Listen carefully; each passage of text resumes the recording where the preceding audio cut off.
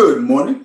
This is Robert Goodman here on Positive Strokes, Staying Clean, and I'm so happy that you are here with me this Saturday morning. And today I want to talk about listening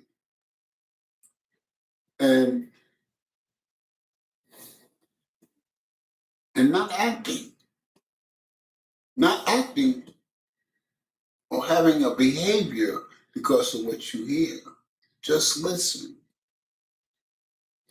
And when I look back to my active addiction, I truly wasn't listening to anybody but myself. I didn't listen to the sound information that people was giving me about my behavior, the way I was living my life. I didn't listen. I only listened to me. And by me not having that listening quality, it kept me in active addiction for 40 years. It helped keep me there. But in recovery, I had to listen to get the information that I needed to help me with my recovery. And when I truly started listening about recovery, I was able to apply that information to myself and my situation because I honestly listened to what was being said. I kept my feelings and emotions in check. I kept my feelings in check because if I allowed my feelings to surface, I would stop listening. And I know that because in my active addiction, I would shut people off in my mind, not hearing a word they said, but acting on my feelings and my emotions. Excuse me. So listening is something that's real important. Listening is very, very important. It is important for us to truly listen to what a person is saying. And when we listen to what a person is saying, we'll get to understand how they feel about the situation, how their emotions and their zeal to get that point across will let you know just how important their opinion is to themselves. You'll get to understand that person. The interesting thing is, why should we listen to a person when we know that they're wrong? Listening is not to understand why they're wrong or they're right. Listening is you getting an understanding on what a person thinks and what type of direction their mind is, what they believe in, what they stand for. Because you listen to what they're saying.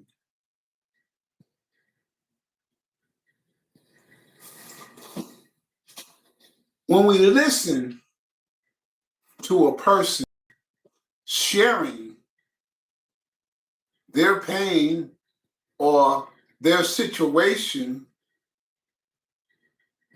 then what you're allowing them is the ability to express themselves to you. And when you allow them to express themselves fully to you, unjudgmental, we do not want to judge them for their actions. We just want to listen to what they have to say and understand why they say and feel the way they do about the situation. why they did what they did, what they felt when they was doing it. And when you look at it in that way, you get to understand who that person is and what they're going through. But if we get emotions and we get defensive, then we stop hearing what they're saying. And we truly don't understand the full gravity of what they're experiencing. Some people we listen, and then all of a sudden we have a conclusion and we have a way to make the situation better, and we stop hearing what they have to say. We're dismissing them, which is something that we should not do. When we listen to a person, and we deal with their situation by allowing them to express themselves too, then we build a sense of trust. That they say, well, I can go to Robert, and Robert listens to what I'm going through. He heard me. He heard what I had to say. And after they share what they want to share with you, they may say to you, what do you think? Now they're asking your take on it, your opinion, because you allowed them to vent, to express themselves fully, openly, not judging them, but looking it through their eyes by listening to what they have said. And when you do that, and then when they say, what do you think? Then they're willing to take criticism or sound advice to help them with their situation. They're willing to listen. Why? Because you allow them to express themselves fully, and you listen to what they had to say. So you understand how it's affecting them, and how they're dealing with the situation in their minds and in their hearts. In recovery, this tool of listening is used by sponsors that sponsor people in the program of recovery. We listen to the pain. We listen to the way they think. That way we can guide them in finding their way to live in recovery. We allow them to express themselves, their deepest feelings that they guarded for so many years from people. Because people did not take the time to truly listen to them. So they kept their feelings and their emotions close to the vest. But when they find someone that's willing to listen to what they have to say and to share their pain or whatever they're going through with you, then we're creating a bond with that person. Someone that they know they can go to and they can feel that they're not being judged by their actions or their deeds, but where they can get some sound information that may help them along a way in the situation that they're experiencing. Listen, it's a powerful tool. Do we truly listen to our children when they're expressing themselves? Or do we cut them off because we know they're doing wrong, and we know they're doing wrong? But if we let them speak, let them share, then we can see how they came to the conclusion to do what they did or think the way they are. Thank you. Listening. Listening is a great tool to protect yourself from the actions of others. Because, my great grandfather said something that's powerful that I found out is true. That if you listen to a person more than 10 minutes about the same subject, they're lying.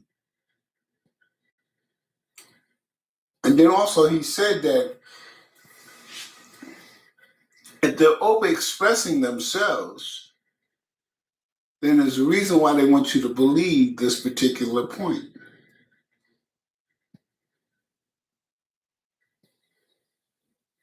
So, listening is a quality that will help us in making decisions in our lives. And also building a relationship with others. Because when a person is going through something and they want to share what they're going through with somebody, they're not looking for someone to judge them. They're not looking for someone to feel sorry for them. They're looking for someone that's willing to listen to what they have to say, to understand what they're going through and how it feels. And when you do that, and they get that off their chest, and they express that, then they'll have a sign of relief. And now they're looking for a solution that you may help them along with. So this morning, the point I'm trying to make this Saturday, listen. Listen to what's being said to you. Allow a person to express everything they have to say about the subject before you comment on it, before you bring your point of view. Allow them to express everything about what they're saying. That way you get a sound, strong look at where they're at and what they're trying to say and what they believe in and what they stand for.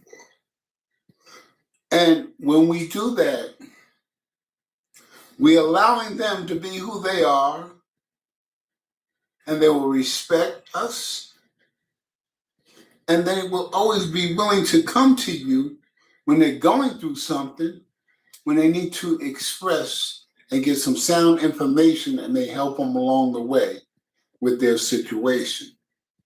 Because they trust you. You're allowing them to share their pain, their hurt, their situation with you. And once they get it all out, then they are looking for a solution to the problem.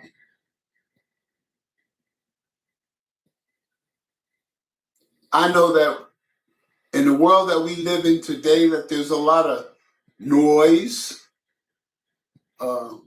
social media. We got so much things going on, and we're constantly on a phone texting. We're jumping from this and that, and we're not listening to what's going on around us. We're not paying close attention to what's going on around us because we're so preoccupied. Let's take a moment and step back and pay close attention to what's going on around you versus what's going on social media.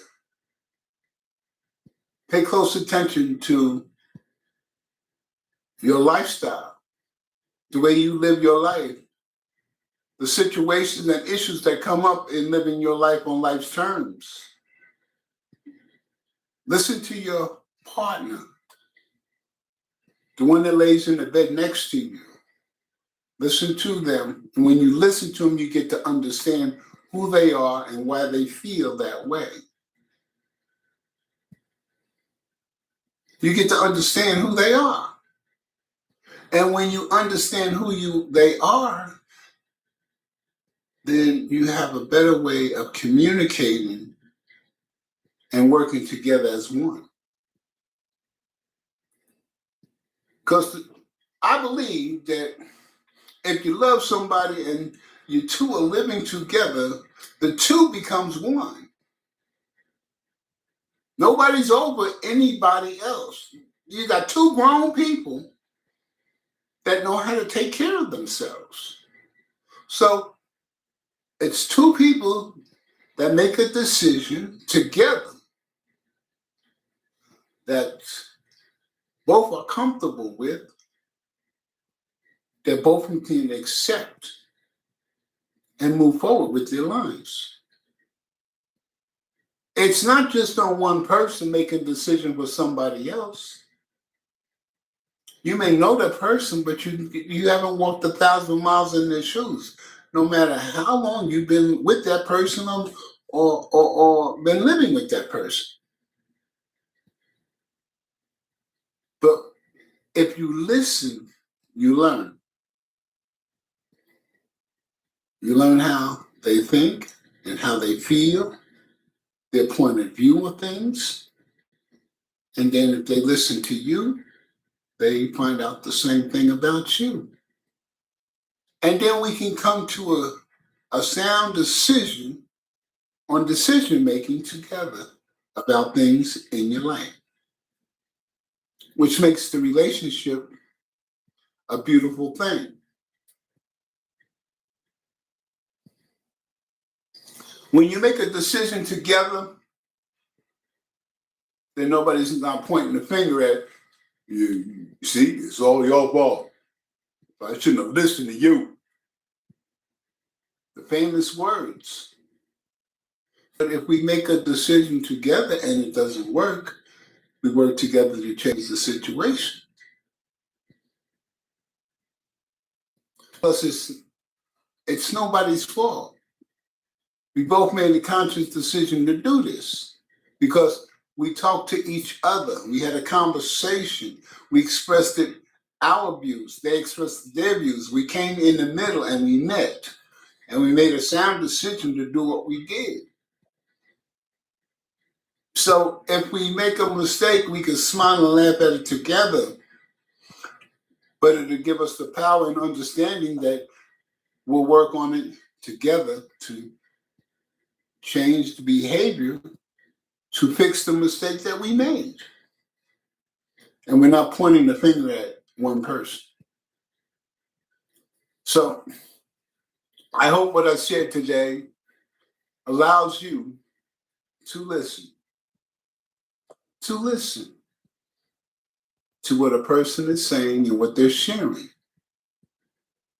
You don't have to comment, just listen.